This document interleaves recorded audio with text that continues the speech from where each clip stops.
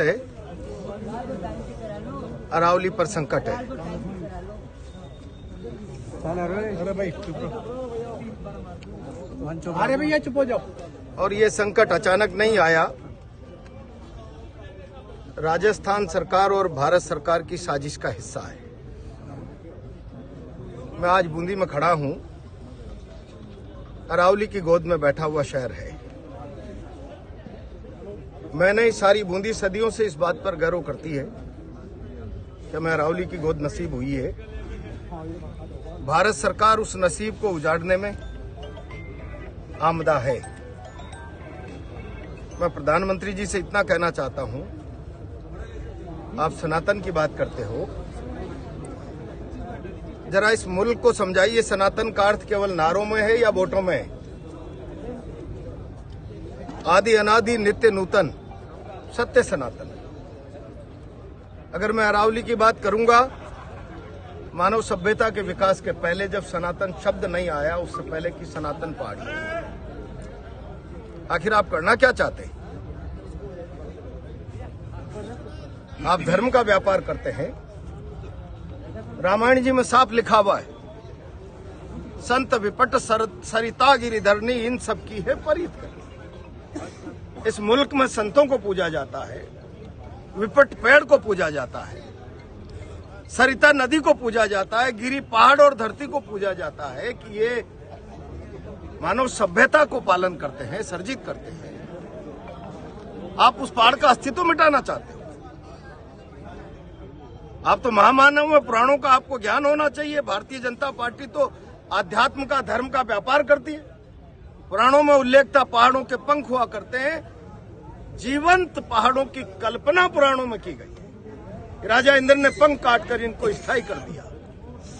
ऐसी आदि अनादि भारतीय संस्कृति और प्रकृति को आप सत्यानाश के रास्ते पर ले जाना चाहते हैं। अब कांग्रेस सारा समर्थन में देश सवाल पूछ रहा है आपसे, सनातन के पुजारियों, क्या अरावली सनातन नजर नहीं आती आपको? मानव सभ्यता और सनातन शब्द के इजाद से पहले की सनातन चीज है, जो नित्य नूतन है, आदि पुरातन है। जब तक सृष्टि रहेगी, अरावली जिंदा रहने वाली है। आप उसके प्राकृतिक स्वरूप को, प्रकृति ईश्वर का स्वरूप है, आप मिटाना चाहते हो। और बूंदी नहीं, इस मुल्क के कितने शहर हैं जो इसकी कोख में पलते हुए अपने आप को उदयपुर जैसे शहर गर्वान्वित महसूस कर रहे हैं। इस श्रृंखला पर जाइए, बरवाड़ा की चौथ भवानी, इंदरगढ़ की बीजासन महारानी।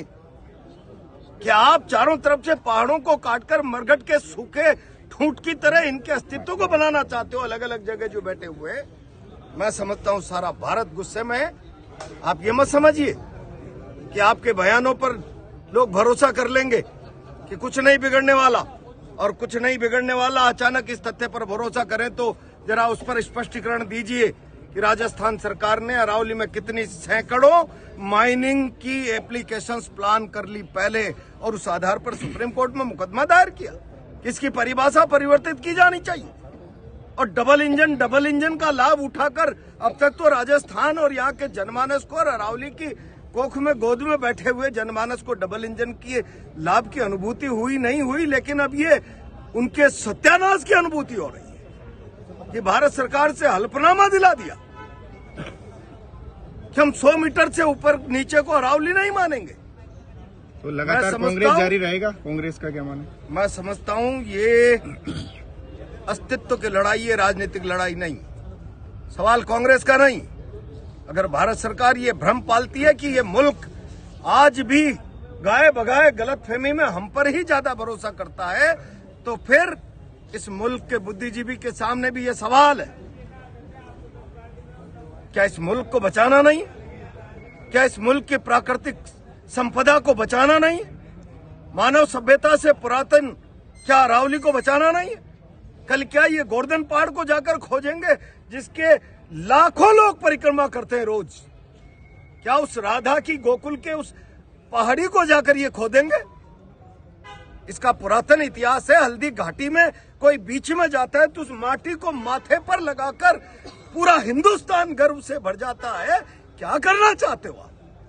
सत्यानाश करना चाहते हो इस मुल्क का। और इसलिए मैं कहता हूं, देश के सामने शर्म महसूस करिए, माफी मांगिए और हल्फनामे को विड्रॉ करके सुप्रीम कोर्ट से अपना फैसला बदलने का पुनर्विचार करने का आग्रह भारत सरकार और राजस्थान सरकार करे। इतना ही कहना चाहता हूं।